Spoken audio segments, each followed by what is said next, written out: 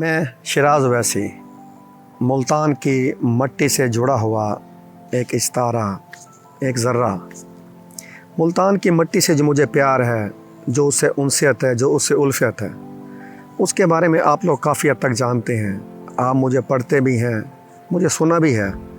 جب ملتان کے بارے میں لکھتا ہوں یا بات کرتا ہوں تو ایک عجیب سی کیفیت میرے پہ طاری ہوتی ہے، جس کو الفاظوں کے اندر بیان کرنا شاید میرے لیے مشکل ہو۔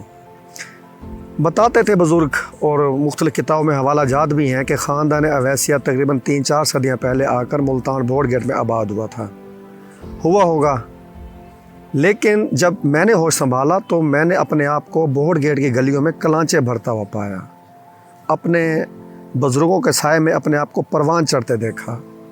گھر تبدیل ہوتے رہے، لیکن جو بورڈ گیٹ کی گلیوں سے، وہاں کے محلوں سے جو میری محبت تھی، اس میں کبھی کمی نہیں آ سکی، اور نہ میرے خیال میں کبھی کمی آ سکتی ہے۔ لکھتا رہا ملتان کے بارے میں، کافی مضامین آپ پڑھ بھی چکے ہیں، تو میں نے سوچا کہ آپ کو اپنی یادوں میں کیوں نہ شریک کروں۔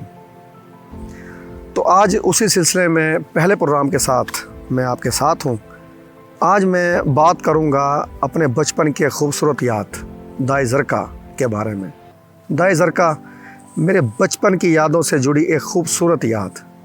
گھر سے چند قدم فاصلے پر ایک چھپر تلے 2 سالن کے دیگچے رکھے روٹیاں لگاتی دائیں زرکا۔ میں نے ہمیشہ اس کو اسی حالت میں دیکھا کہ ماتھے میں ملگجی کپڑے کی پٹی، ہاتھوں میں 8 درجن انگوٹھیاں اور گلے میں کڑا ڈالے۔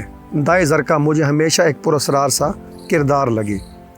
محلے کے لوگ روٹیاں لیتے تھے اور کبھی کبھار ضرورت کے وقت سالن بھی لے لیا کرتے تھے۔ اچھا، دائیں زرکا کی جو خاص بات جو ابھی تک میرے ذہن میں محفوظ ہے، کہ جب محلے میں کوئی شیر خوار بچہ کسی بیماری کے زیر اثر تکلیف سے کراتا تو اہل محلہ کسی ڈاکٹر کے پاس بچے کو لے جانے سے پہلے دائیں زرکا کو بلاتے۔ تو میں کیا دیکھتا کہ دائیں زرکا کانوں میں جناب سبز جڑی بوٹیاں لگائے، ہاتھوں میں کپڑا لیے آن وارد ہوتی، اور پھر جڑی بوٹیوں، کپڑے اور زیر لب کلام کا ایسا جادو چلتا کہ تکلیف سے کراتا بچہ اچانک سے شیر بن جاتا۔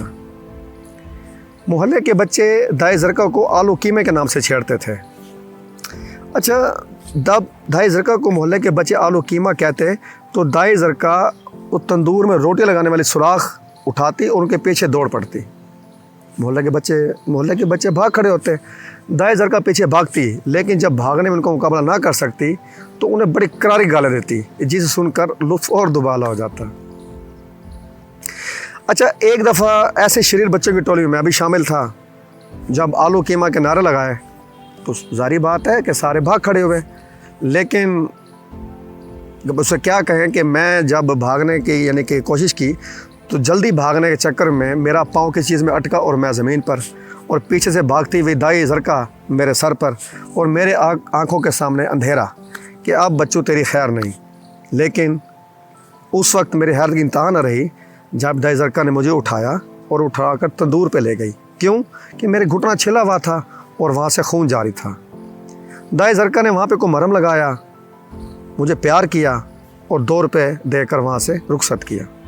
اس کے بعد کیا ہوا کہ دائیں زرکا سے میری دوستی ہو گئی۔ سکول سے واپس آ کر میں دائیں زرکا کے پاس بیٹھتا، میں گھڑے سے ٹھنڈا ٹھار پانی پیتا اور کبھی کبھار روکھی روٹی کھا جاتا، خستہ روٹی جو کہ دائیں زرکا تازہ بناتی تھی۔ اچھا، اس طرح سلسلہ چلتا رہا۔ دائیں زرکا کے ساتھ میری محبت پروان چڑھتی رہی۔ ایک دن ایسے ہی دائیں زرکا کے پاس بیٹھا، میں نے دائیں زرکا سے پوچھ لیا، اماں اکیلی ہو؟ شوہر، بچے کوئی تو ہوگا دنیا میں؟ یہ سن کے پہلے تو دائیں زرکا مسکرائی، اور پھر اچانک دائیں زرکا کے چہرے پر ایسا تکلیف دہ کرب ابھرا جس نے مجھے بھی کہ عجیب سی تکلیف میں مبتلا کر دیا، اور میں دوبارہ دائیں زرکا سے یہ سوال پوچھنے کی جرات نہ کر سکا۔ اور پھر ایک دن کیا ہوا کہ صبح محلے کی مسجد میں اعلان ہوا کہ دائیں زرکا کا قضائے الہی سے انتقال ہو گیا ہے، یعنی میرے بچپن کا خوبصورت کردار اس دنیا سے چلا گیا۔